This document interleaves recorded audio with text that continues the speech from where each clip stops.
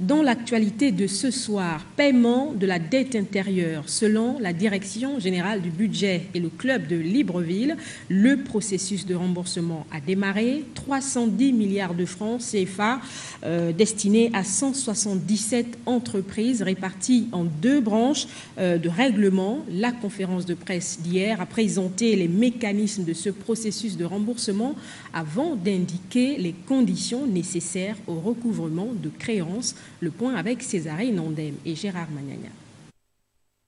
Le groupement d'intérêt économique GIE, appelé Club de Libreville, en partenariat avec la Direction générale du budget et des finances publiques et la Direction générale de la dette, a profité de cette conférence de presse pour assurer les opérateurs économiques sur l'effectivité du processus de paiement de la dette intérieure. Un procédé qui rentre définitivement dans sa phase opérationnelle. Pour prétendre être créancier de l'État, il faut prouver que la créance que vous prétendez sur l'État est exigible, liquide et certaine.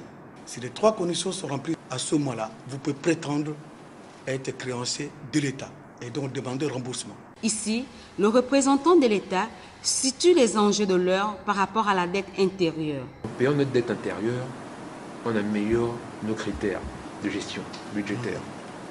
On améliore notre trésorerie parce qu'on sort des éléments qui pesaient sur notre capacité à investir, donc à créer de la croissance. Donc, une aubaine pour nous de pouvoir rendre nos livres plus sains pour que nous puissions commencer l'année 2018 sans être intoxiqués par les éléments passés qui pèseraient sur notre capacité à exécuter notre budget en termes d'investissement. Autre sujet abordé, le regard du Fonds monétaire international quant au mécanisme de règlement proposé par le club de Libreville. Il faut le dire clairement et nettement. Le FMI est un partenaire du Gabon, il est notre partenaire, il le reste. Et je pense que l'intérêt du FMI comme celui du Gabon, c'est de relancer la machine économique.